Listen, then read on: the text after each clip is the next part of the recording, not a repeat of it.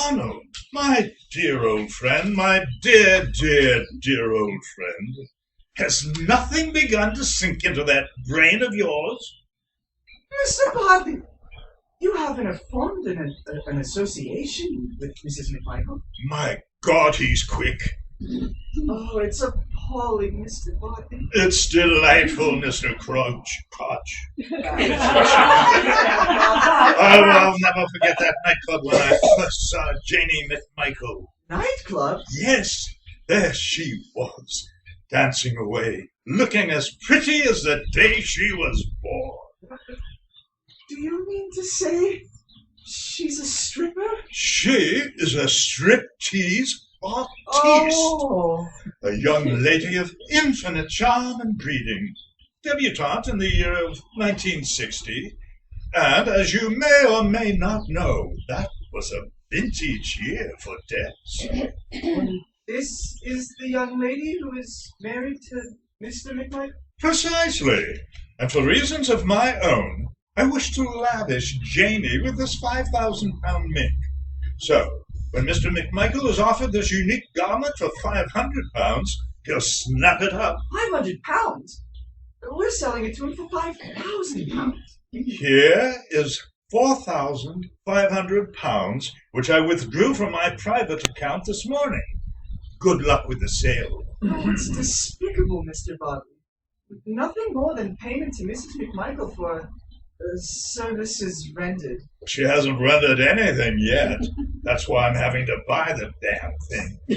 You mean you haven't yet, No, I have not yet earned.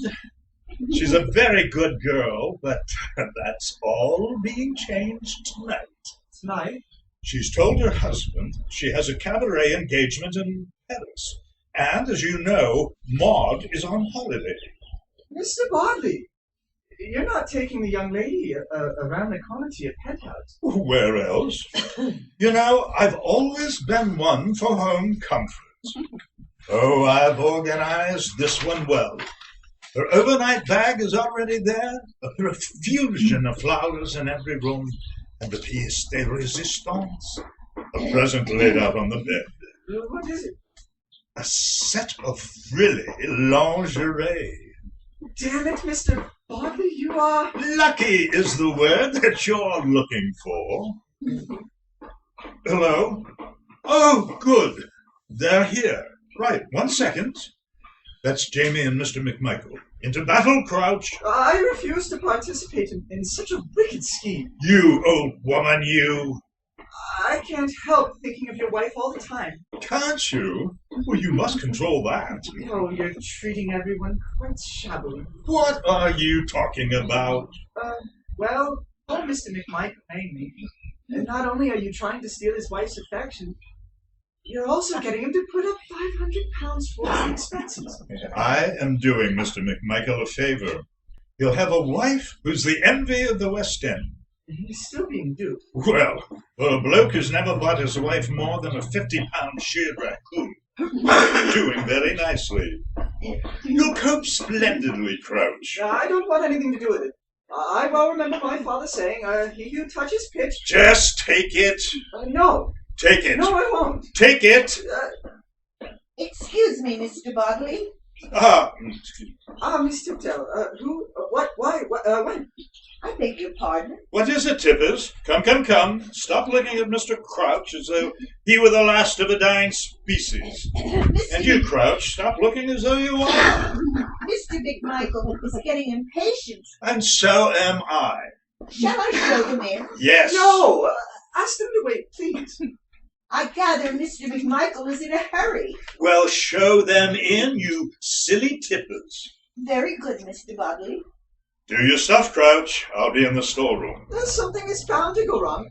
I've never sold a coat before in my life. If you can't sell a £5,000 coat for £500, you must be an absolute idiot. I know. Haven't you always said... Shut up. You'll have to do it. Knowing what I know, I can't possibly face Mr. McMichael. How do you think I feel, you fool? Mr. Bartley. Mr. McMichael's on his way in, Mr. Crouch. Where is...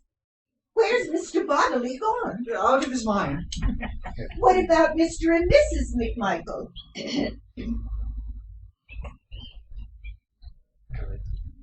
Who's Harry? It's Harry. Harry, Dana. How much longer are you going to keep us waiting? I'm awfully sorry, sir, but there seems to be some slight... Oh, where is everybody?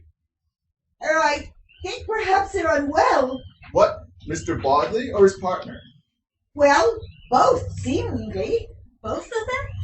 There must be somebody we could see.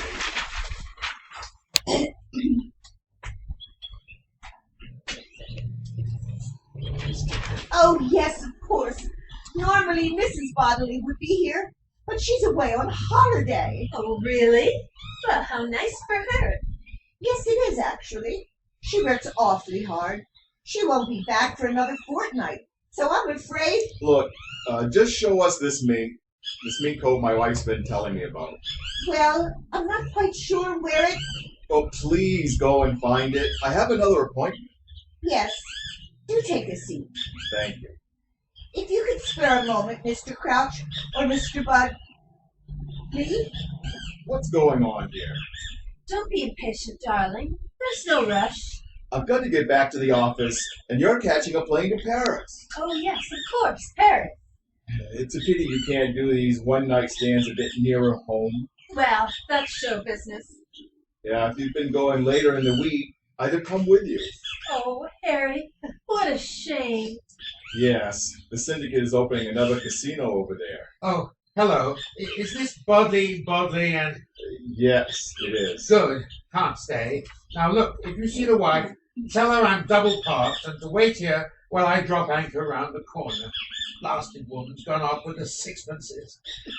How do you do? Mr. Frencham, can't stay. Won't be long now, Mr. McMichael. Who is going to show me this mink? There seems to be some slight difference of opinion. Well, will you tell them to get it sorted out? Mr. Crouch? It's locked. Yes, that's locked. That's definitely locked. We have to be very careful, you know. Make a note of that, Mr. Bell. The door is definitely locked at 12:20. I had an appointment for 12:15. I'm not usually kept waiting. I'm terribly sorry. It's been one of those days. Would you like to come back tomorrow and you won't be kept waiting at all?